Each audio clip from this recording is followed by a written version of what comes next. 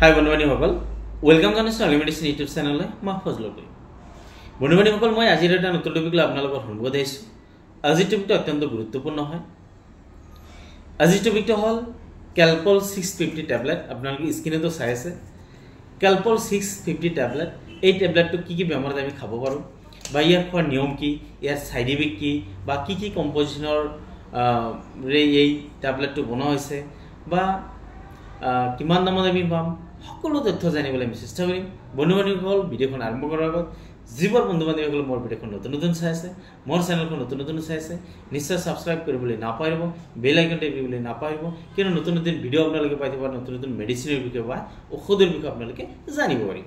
এইখিনি কৈ মই ভিডিঅ'খন আৰম্ভ কৰি দিছোঁ। বন্ধুবান্ধীসকল, কেলপল 650 টেবলেট, এই টেবলেটটো প্ৰথমে কোনটো কোম্পানী বনাইছে? এইটো বনাইছে GSK কোম্পানী এটা বনাইছে। এইটো ভাল কোম্পানী, পুৰণা কোম্পানী। ইয়াৰ বহুতো ধৰণৰ মেডিচিন আছে, তাৰে মাজত এই কেলপল 650 টেবলেট অত্যন্ত ভাল হয়, অত্যন্ত প্ৰয়োজনীয় হয়, প্ৰায়বোৰ মানুহৰ ক্ষেত্ৰত প্ৰয়োজন হয়, অত্যন্ত দৰকাৰী। গতিকে ভিডিঅ'খন আপোনালোকে শেষ লৈ চাওক।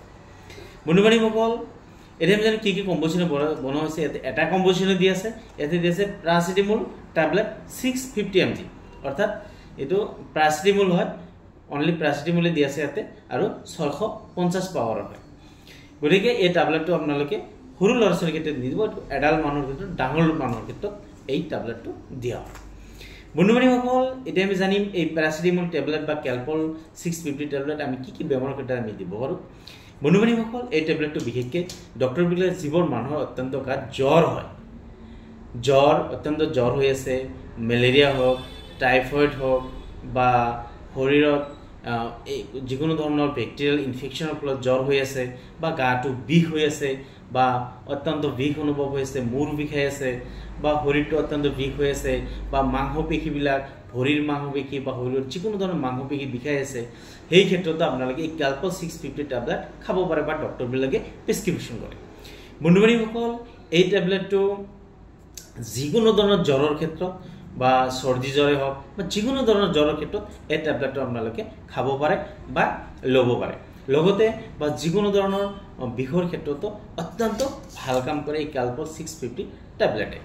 বন্ধুবান্ধীসকল, এই টেবলেটটো অত্যন্ত ভাল ৰেজাল্ট হয়।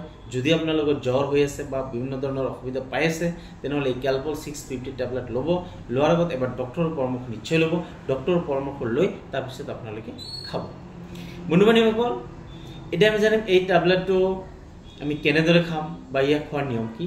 এই টেবলেটটো দিনত দুটাকৈ খাব পাৰি, অৰ্থাৎ ৰাতিপুৱা এটা, ৰাতি এটা, খোৱাৰ পিছত, অৰ্থাৎ খোৱাৰ পিছত এটাকৈ দিনত দুবাৰ।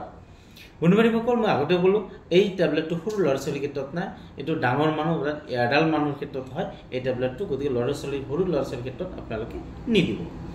বন্ধুবান্ধীসকল, এতিয়া আমি জানিম এই কেলপল 650 টেবলেটৰ কিবা ছাইড ইফেক্ট আছে নেকি।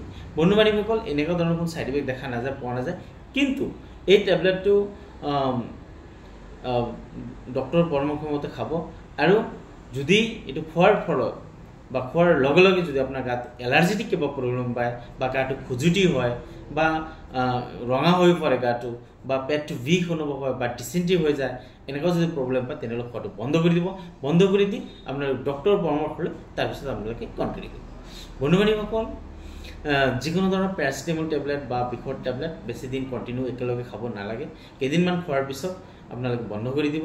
বন্ধ কৰি দি তাৰপিছত আপোনালোকে প্ৰয়োজন হ'লে আপোনালোকে ডক্টৰৰ পৰামৰ্শ লৈ তাৰপিছত আপোনালোকে কণ্টিনিউ কৰিব।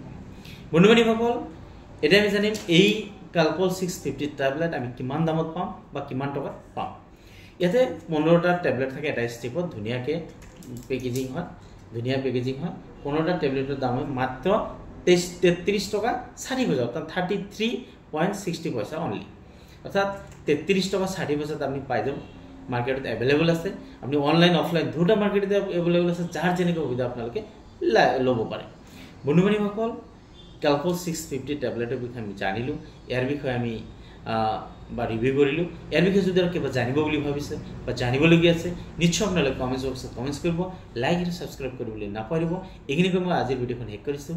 থেংক ইউ, ধন্যবাদ।